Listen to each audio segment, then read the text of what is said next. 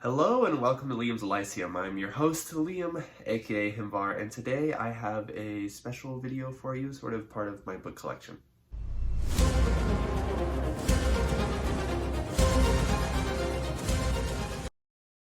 Today I wanted to show you the special books I have, the prettiest books I have. I'm not exactly sure what I'm going to title this video yet. These are mostly special editions. They're definitely not the most expensive books I have. I'm sure most of you would not have heard almost of any of the most expensive books I have, and those are generally expensive for low amount in print and out of print.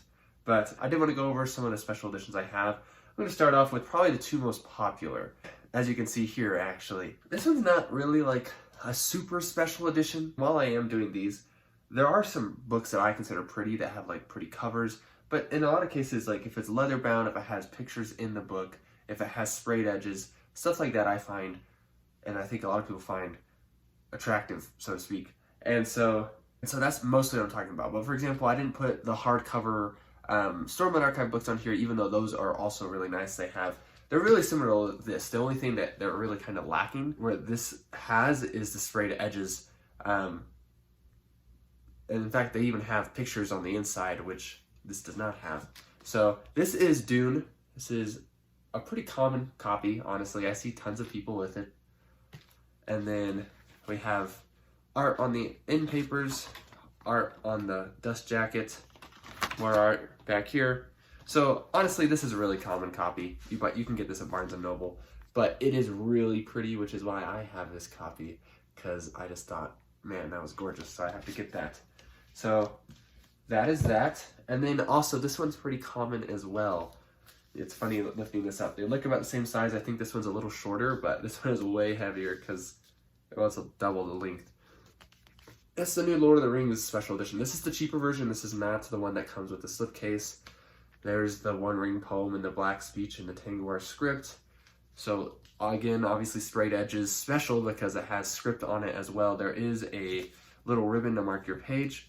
This does have maps that are fold out. They're just they're not even attached to the book, they're just in it.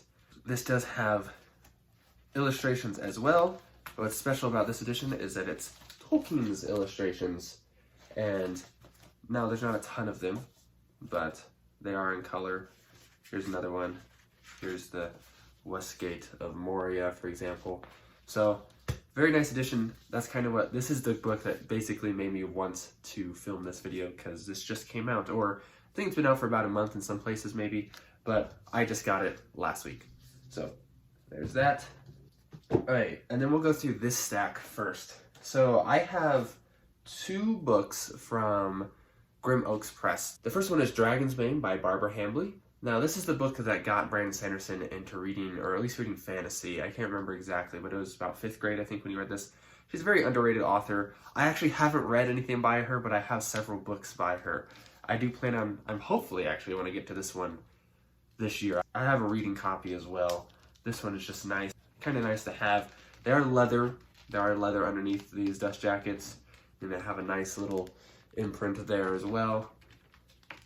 In this case, this one is signed by Michael Whalen, Brandon Sanderson, and Barbara Hambly. Michael Whalen did the art. There's art inside as well. You'll notice I don't have any leather bounds by Brandon Sanderson. I know those are pretty common to have too for some people. But anyways, Dragon's Bane by Barbara Hambly, the Grim Oaks Press version. You can see it right there, Grim Oak. And then same press is The Unremembered by Peter O'Rulian. Now there is two versions of this book on their website, and one is just red lettering, I'm pretty sure, and this one is blue. I'm pretty sure that's the difference.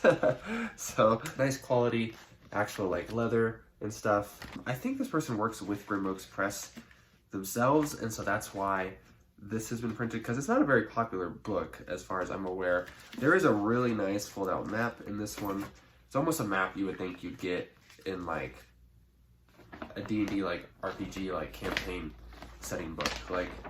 Really nice. So this one's relatively cheap as well. I mean, relatively. And I don't think there's any art in this one, but it's still a really nice copy. I haven't read this book yet, but I want to, and it's the only copy I have of it, so I'll have to read this one when I get around to it. Hey, this one's also more recent. This is by Christopher Rocchio, The Lesser Devil and Other Stories. There's only 500 of these. Last I checked, about last week there was about 30 or so left if you wanted to go get one yourself. Though sometimes the website says it's out, sold out, and then when you refresh the page, it'll say there's like 32. Now I got number 467. It's signed there by Mr. Rocchio himself. This does have to ship from the UK, so beware. I have read The Lesser Devil already in the trade paperback form. I haven't read any of those other stories in here, but The Lesser Devil is definitely the longest one here. It's a novella. And I think you can read all of these, as far as I'm aware, after reading Howling Dark, which is book 2 in the Sun Eater series. But super nice. It's a little shorter than the rest of them, and it's shorter than the other hardbacks I have for at least the DAW versions of the books. But some nice art. It's nice to see. I believe that's Hadrian right there in the front. So this is one of my favorite series as of right now. I just started this year though. And yeah, Lesser Devil and Other Stories, limited to 500, signed by the author. Good stuff. I believe most of the stories in there you cannot get it physically, though maybe some of those stories are actually in like anthologies. So if you want them all in one place, that's the thing you want, basically. Here's one that is probably actually one of my favorites. It doesn't have a title on the front. The art continues on the back, but there is the title on the side. It's The Swords of Lankhmar. It's book number 5 in the Swords series, or The Fafhrd the Grey Mouser saga by Fritz Leiber. Now, these I believe were limited to about 300 copies. Ones released for the first 4 books. I don't have those, and they're really expensive. Like the cheapest one I've seen is like $400, and the most expensive I've seen online is like $800. So I probably will never have them, but I really like them. I mentioned in another tag that they're the special edition I want the most, probably. So we got some nice art on the end papers. These also have art throughout the book, and these are by Easton Press, by the way. They just had their Dune orders go up. I'm sure they're already sold out, but these are awesome, and there's lots of good art in here. Lots and lots of good art. Fantastic cover as well. So this is one of my favorite things, honestly, that I have. One of my favorite books. It wasn't super expensive. It was about as much as it costs to get some Grey Monk's Press versions. So I love this though, and I want the other ones. Sadly, like I said, I probably won't ever get them because they're super expensive, unless I get lucky, of course. So it's not leather bound, but it is a very nice illustrated, does have a ribbon to mark your page.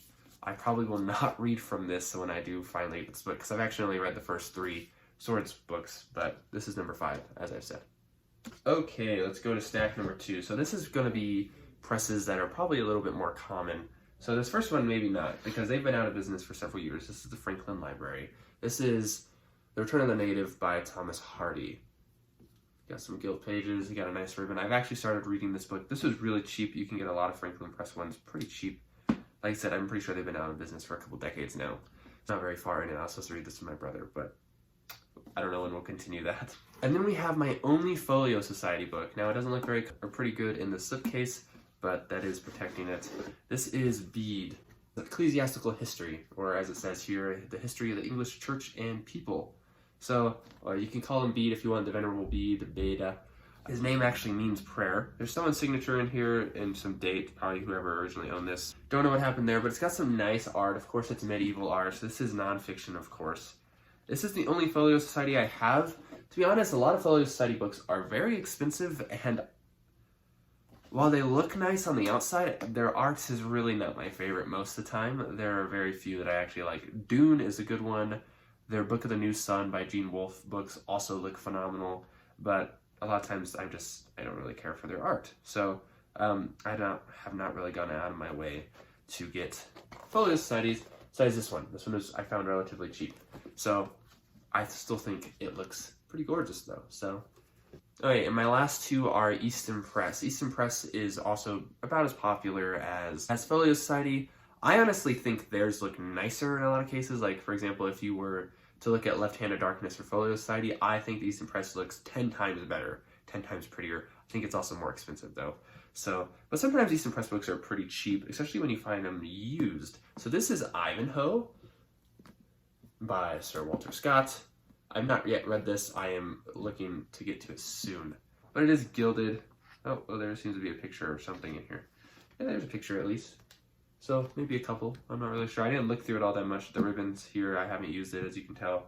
So I got Ivanhoe by Sir Walter Scott, and then here is a book I have read. This is Isaac Asimov's The Gods Themselves. I read this early this year with my brother. Really enjoyed it. Really, really enjoyed it. This does have some art in it, I think, but it's not a ton of art. I'm not a huge fan of the art here. It's really kind of abstract, but if you've read the story, that page fell out. If you've read the story, it kind of makes sense why this art looks like that. Anyways, here is the little sticker thing that comes with the book. But this is a good book, and I think it's pretty. I found this relatively cheap, The Gods Themselves. There are a few versions of Easton Press, The Gods Themselves. I believe there's like one that's green, one that's red, and then this color. Okay, so that is just the prettiest books I own. I mean, part of this video seems kind of silly. It's just like, I feel like I'm showing off a little bit, but that's just not the point of the video. I just want to know if any of you have these, if any of you have read any of these books for that matter, because as I kind of pointed out, I've read probably not even half of these, though I plan on reading all of them. In a lot of cases, they're my only copies as well. But there's something about these books that make them special, like in their physical form. And like I said, they're mostly special editions anyhow. But again, they're not super expensive. I am thinking about making a video about how to get books online and how to not, break your bank doing so. I seem to be decently okay at getting hard to find or even collectible books without, spending too much money. Even right now, I have 2 copies of a book that's supposedly hard to find. I might even give one of them away, but we'll see about that. I'm not sure exactly. I haven't really decided on what to do yet. Anyways, again, let me know if you've read any of these. Let me know if you plan on reading any of these. Let me know if you have any of these editions as well. Anyways, this has been Liam from Liam's Lyceum. I'll catch you next time.